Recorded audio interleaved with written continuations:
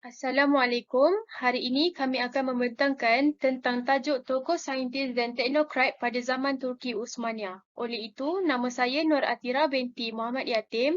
Nombor metrik saya 2021125321.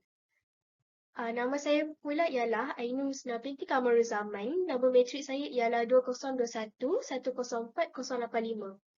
Nama saya Nur Syifa Rozana binti Seari. Nombor matrik saya 2021 107687. Dan nama saya Fairuz Zulaika binti Faizal Azali. Nombor matrik saya 2021 123591.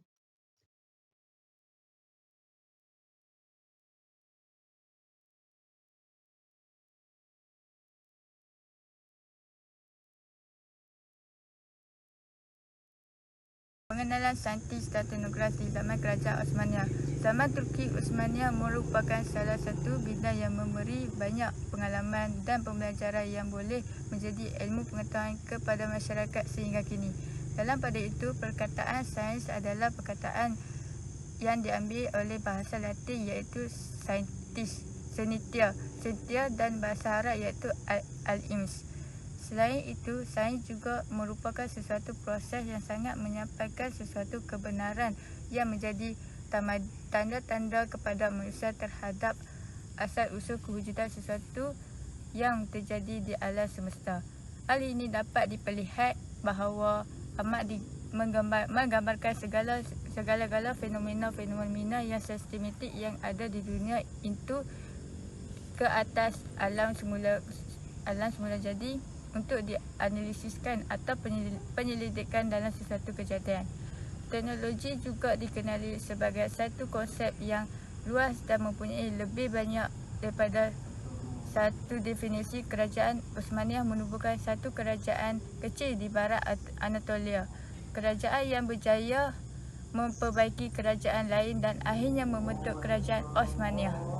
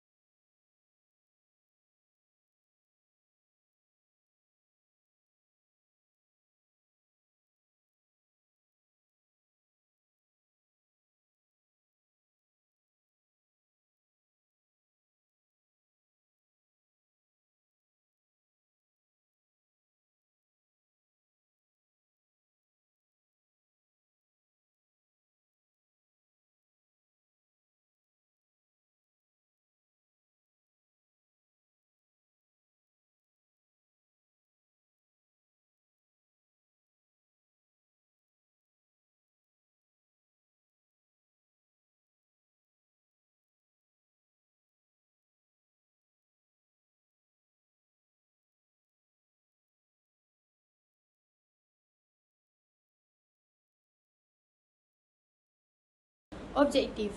Terdapat beberapa objektif tokoh saintis dan teknologi dalam kerajaan Turki Uthmaniyah. Antaranya ialah yang pertama, untuk mengetahui apakah sumbangan Islam terhadap kemajuan dalam sains dan teknologi dunia.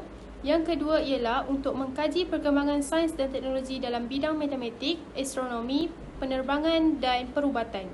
Yang ketiga ialah untuk mengenali tokoh-tokoh Islam yang terlibat dalam perkembangan sains dan teknologi. Yang keempat, melihat potensi bidang sains dan teknologi yang terdapat dalam tamadun Islam Malaysia. Yang kelima ialah mengenal pasti nilai-nilai murni sejarah pelbagai bidang dari tamadun Islam ke arah pembinaan tamadun kontemporari. Metodologi. Menurut American Heritage Dictionary of the English Language, metodologi penyelidikan boleh ditakrifkan sebagai analisis teori tentang kaedah yang sesuai dengan bidang penyelidikan tertentu atau kandungan kaedah dan prinsip tertentu kepada beberapa cabang pengetahuan. Hal ini boleh dikatakan sistem kaedah dan prinsip yang digunakan dalam sesuatu kegiatan atau disiplin yang boleh dilihat di dalam bentuk, kaedah, teknik, gaya, corak, sistem dan sebagainya. Hal ini kerana metodologi kajian amat penting dalam menjalankan sesuatu penyelidikan untuk semua jenis kajian bagi mendapatkan hasil yang lebih berkesan dan cekap dalam memberi jawapan serta dapat menyelesaikan masalah kajian yang dicetuskan. Jadi, metodologi kajian yang diaplikasikan di dalam kertas kerja ini adalah merujuk kepada sumber rujukan elektronik yang diambil menerusi enjin carian yang dipercayai seperti Google Chrome, Google Scholar dan artikel. Selain daripada itu, terdapat juga pencarian yang bersumberkan rujukan sekunder daripada laman web seperti Blogspot, Prezi, Slideshare dan sebagainya. Jika diteliti dengan lebih mendalam, tokoh saintis dan teknokrat di zaman Turki Uthmaniyah, banyak kajian yang boleh masyarakat memahami dan mengambil serba sedikit tentang kejatuhan dan zaman kegemilangan tokoh-tokoh itu dalam menyelesaikan segala permasalahan yang timbul, dan secara tidak langsung mereka telah memberikan banyak sumbangan yang pada waktu ini menjadi titik contoh kepada semua peringkat individu. Untuk faktor ketenteraan, di dalam konteks ini, kajian telah membincangkan beberapa faktor kelemahan dan kejatuhan kerajaan Turki Uthmaniyah sepanjang penaklukan mereka. Oleh dengan itu, terdapat beberapa faktor yang telah kami perolehi daripada analisis yang telah kami buat, iaitu dari segi faktor ketenteraan. Punca kemerosotan dalam ketenteraan ini adalah disebabkan oleh pertandingan ketenteraan yang telah disisihkan yang menyebabkan putera-putera raja yang berpotensi menghilangkan dan memilih putera sulung sebagai raja mereka. Untuk faktor ekonomi pula, di samping itu, kerajaan ini juga runtuh disebabkan oleh faktor ekonomi. Hal ini dikatakan demikian kerana tidak kesemua ekonomi akan kekal stabil dan maju di sesebuah negara sekiranya pemerintahnya gagal untuk menjalankan tanggungjawabnya dengan sempurna berlandaskan undang-undang yang telah digubal. Ini boleh dikatakan kelemahan tersebut berlaku apabila pelantikan jawatan yang bukan berlandaskan oleh kebolehan. Sebagai contoh, jawatan pemungut cukai ditawarkan kepada sesiapa sahaja yang berikrar untuk memberi sumbangan kutipan yang lumayan kepada perbendaharaan negara. Untuk faktor politik, di dalam kejatuhan Turki Uthmaniyah, tidak pelik apabila faktor politik menjadi sebab antara kejatuhan kerajaan itu sendiri. Antara kelemahan yang kami dapat lihat adalah melalui kepimpinan, pentadbiran dan pemerintahan yang tidak kondusif serta ketenteraan kepada semua individu yang sangat lemah. Sebagai contoh, perkara ini dapat dilihat semasa pemerintahan Ibrahim dipengaruhi oleh ibunda dan 3 orang pasangannya yang campur tangan dalam pemerintahan yang ingin menjatuhkan Wazir Agong Kara Mustafa. Akhir sekali, untuk faktor sosial. Disebabkan masalah sosial yang kian lama kian meningkat, inilah disebabkan kejatuhan Turki Uthmaniyah. Sebagai contoh, pemberontakan di kalangan pemimpin dan masyarakat, penyelewangan ajaran Islam dan rasuah. Punca utama yang jelas dapat dilihat dengan mata kasar yang menyebabkan kejatuhan Empayar Turki Uthmaniyah adalah kerana pemberontakan. Sebagai contoh, sewaktu pemberontakan ini, keadaan dapat dilihat apabila berlaku ketidaksefahaman di kalangan puak Kurdish, puak Druz di Syria dan tuan-tuan tanah di Anatolia. Akhirul kalam, semua perkara yang dicipta oleh Allah tidak akan lari dengan sifat-sifat untuk sesuatu perkara itu. Oleh itu, antara sifat-sifat ketamadunan yang terdapat dalam Empayar Turki Uthmaniyah adalah ianya sangat terbuka untuk semua jenis urusan.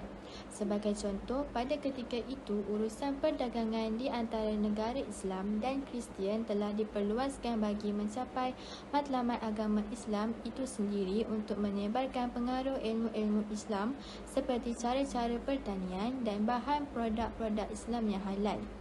Dalam pada itu, pandangan masyarakat lebih jauh dari yang dibayangkan apabila mereka menganggap agama Islam itu membebankan. Sebaliknya, agama Islam tidak membebankan umatnya sama sekali.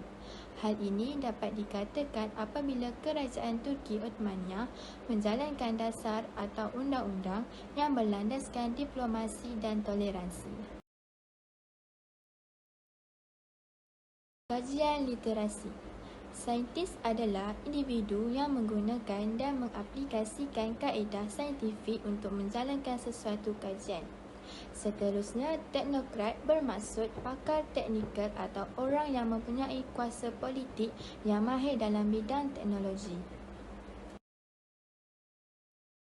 Tambahan pula, tokoh-tokoh Islam pada zaman Turki Uthmaniyah banyak menjadikan Al-Quran sebagai rujukan agar mereka tidak salah gunakan untuk kepentingan diri mereka sendiri. Seterusnya, hubungan antara Islam dengan sains dan teknologi sangatlah berkait rapat dalam membantu meningkatkan kemajuan sesebuah ekonomi negara. Seterusnya adalah poin untuk dapatan dan perbincangan.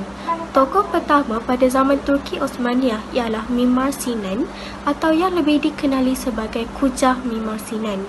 Menurut Freely, nama sebenar Sinan adalah Sinanuddin Yusuf bin Abdullah. Beliau merupakan seorang tokoh yang mahir dalam bidang seni bina pada waktu kegemilangan Empayar Turki Uthmaniyah. Sepanjang beliau hidup, terdapat sebanyak 477 buah monumen yang telah dibina di seluruh Empayar Uthmaniyah. Selain itu, antara sumbangan beliau yang paling banyak memberi pengaruh besar kepada masyarakat kini adalah masjid. Antara masjid terhebat yang pernah dibina oleh beliau adalah Masjid Sehzed, Masjid Sulaimaniye dan Masjid Selimiye. Tokoh kedua pada zaman Turki Uthmaniyah pula ialah Haji Ahmed Muhyiddin Piri atau lebih dikenali sebagai Piri Reis.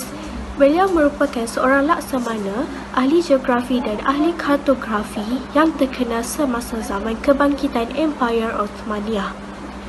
Selain daripada itu, beliau juga masih terkenal di seluruh pelosok dunia sehingga kini oleh sebab sumbangan beliau dalam menghasilkan peta dan carta yang telah diterbitkan dalam karya beliau iaitu Kitab Bahrain. Dan sebagai tambahan daripada kenyataan di atas, karya Piri Reis turut berjaya membuat para ahli peneliti, ahli satelit dan sejarawan berasa kagum dengan hasil pemetaan beliau yang digambarkan dengan sempurna. Tokoh dan sumbangan yang seterusnya adalah Al-Farabi, yang mana nama sebenarnya Abu Nas Muhammad bin Muhammad Tarkan Al-Uzdar. Beliau merupakan ahli falsafah yang terkenal di zaman Turki Uthmaniyah dan mempunyai 3 bidang iaitu perubatan, muzik dan matematik, dan juga telah mempelajari undang-undang, Al-Quran dan hadis. Sumbangan terhadap Al-Farabi adalah beliau menyumbangkan ilmunya dalam bidang ilmu, hisab, sains, perubatan dan muzik, serta beliau juga yang mengarang ensiklopedia yang mana sumbangan dari beliau sangat dihargai oleh seluruh masyarakat apabila beliau menyumbangkan karyanya serta mencipta beberapa alat muzik. Oleh itu, Al-Farabi seorang yang termasyhur yang mana beliau seorang yang saintis kerana beliau menghasilkan kejayaannya dalam bidang falsafah, dalam logik dan sosiologi. Akhir sekali adalah tokoh Al-Zahrawi yang mana nama sebenarnya ialah Abu Al-Qasim Khalaf Ibnu Al-Abbas Al-Zahrawi yang digelar sebagai Abu Qasis dan sebagai bapa bedah moden. Beliau adalah pakar bidang dalam pembedahan yang ingin memperkenalkan banyak pembaharuan dalam bidang terhadap dirinya. Selain daripada itu, sumbangan beliau yang terkenal adalah menghasilkan alat-alat pembedahan seperti alat yang boleh memasuki ke dalam telinga dan sebagainya. Tambahan lagi, beliau juga dapat mengkaji penyakit seperti hemofilia dan benang sutera untuk tisu yang berselirat dengan mencipta pelbagai alatan untuk membantu masalah-masalah yang dihadapi oleh seseorang. Oleh itu, beliau sangat handal terhadap dalam bidang pembedahannya ini lalu dapat menolong seluruh masyarakat dengan pelbagai alatan yang beliau cipta dari dirinya sendiri. Seterusnya, rumusan saintis dan teknokrat di zaman kerajaan Osmania. Jelaslah bahawa zaman kegemilangan yang pernah dirasai dan pernah terjadi pada zaman Turki Osmania sangatlah memadai dengan perjuangan tokoh-tokoh mereka dalam memperjuangkan sesuatu ilmu yang sangat berguna kepada orang ramai sehingga kini. Hal ini kerana tokoh-tokoh mereka banyak memberikan pengajaran dan pencapaian yang sangat besar dalam bidang seperti seni bina, saintis, sosiologi, matematik dan sebagainya, terutamanya dengan bidang sains teknologi. Jika tidak kerana mereka, pemikiran orang Islam tidak akan setanding dengan pemikiran orang Barat mengenai sains dan teknologi. Dan dengan kejayaan yang telah tokoh-tokoh pada zaman Turki Osmania ini dapat menunjukkan orang Islam berpotensi dalam mencipta dan membuat sesuatu di luar jangkaan orang Barat.